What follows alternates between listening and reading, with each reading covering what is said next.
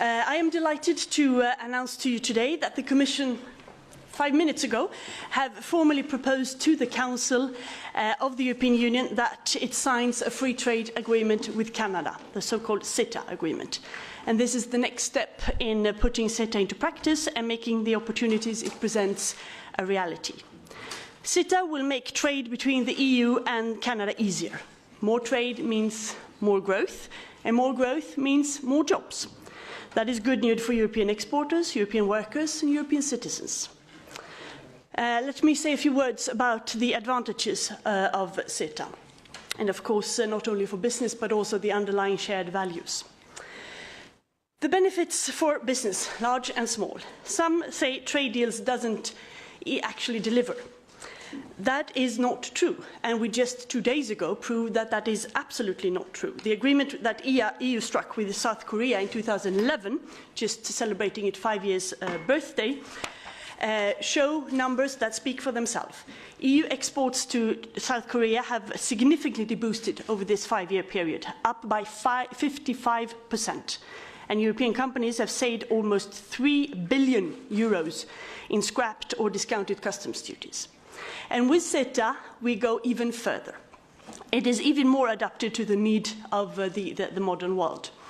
In fact, I would say that it's probably the most advanced and ambitious trade agreement ever concluded. And why? Well, first of all, because it will scrap almost all customs duties from day one. That is faster than any other trade agreement has ever been negotiated between the two sides. EU firms will save hundreds of millions of euros a year only in duty payments. CETA will also help food and drink producers across Europe, many of them based in small rural communities. That is because Canada has, for the first time ever, agreed to protect over 140 European geographical indications. These are names of high-quality food and drink products linked to the regions where the products are made. And CETA will cover many of them, such as Roquefort, Gouda, cheeses from France and Netherlands, prosciutto di Parma from Italy, etc. And today there is no such protection for these products in Canada.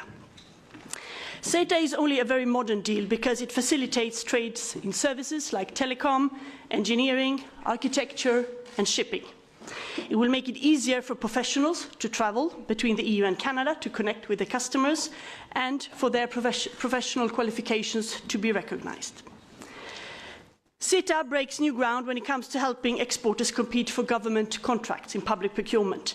Canada has for the first time opened up for tenders in all areas, from IT systems, roads, trains, and at all levels of government, federal, provincial, and local.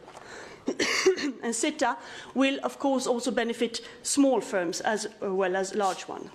There's a company, for instance, in Germany, Reclay, and it helps companies and governors to dispose of packaging and waste in a safe, environmental, responsible way. And it will now use the new procurement opportunities by CETA to win contracts to advise public authorities on better recycling. CETA is a way to boost business opportunities, but it's also an agreement firmly based in values and principles that we share with Canada. We have always been close partners. Many Canadians are proud of their European heritage, and our societies, economies, and systems of governments are founded on the same values. And we value the different cultures within our borders. We care about the environment, strict environmental rules at home and abroad, and we work together to tackle climate change. We believe our governments should look after our people. We have strict rules to protect food safety, consumer protection, health care, and other public services provided by governments. And we share the belief that trading and investing with the rest of the world is a route to prosperity for our consumers, workers, and entrepreneurs. And CETA embodies these principles. CETA will create economic opportunities, but it will also do so in a progressive way by promoting those values. And that is two examples. One, in sustainable development. This deal contains strong rules to ensure trade works to support protection of labour rights and environment. Canada and the EU promise never to undermine our own high standards for commercial interest, and we will work together to promote those values around the world to raise standards globally. and we would do so in close cooperation with civil society, trade unions, environmental groups, consumers, business associations. CETA is also a huge progress in the very difficult issue concerning how to encourage foreign investors by protecting their investment. Both sides know that investment is vital to growth, it's connected to global economy, and systems to protect foreign investment encourage more of it. But we know that governments must feel free to act to protect the citizens. And that can mean going against interests of business. And that is why we agreed in CETA on a deeply reformed system to protect investment. And the new investment court system guarantees governments' right to regulate and make procedures for resolving disputes fairer. And we are also working with Canada to set up a global investment court. As regards the ratification process, let me stress that this is a good agreement. EU needs it, EU wants it, Member States have unanimously expressed support for it. The procedure for ratification always depends on the context, and the EU treaty sets out which areas are covered by EU competence and Member States' competence. And the Commission's legal assessment is that under the areas, all the areas covered by CETA do fall under Union competence.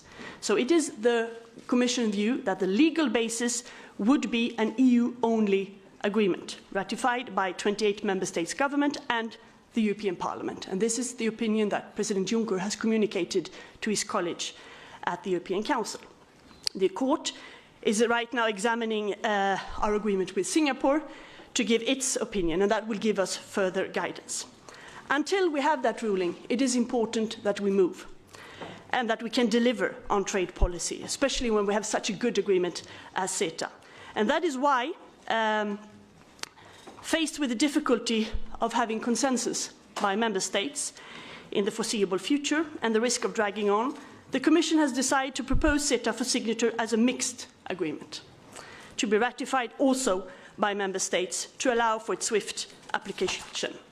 We expect that our proposal, presented as a mixed agreement, will allow us to move swiftly so that it can be provisionally applied once Member States have agreed and the European Parliament has voted. Anything else will bring delays to the benefits that the European citizens are waiting.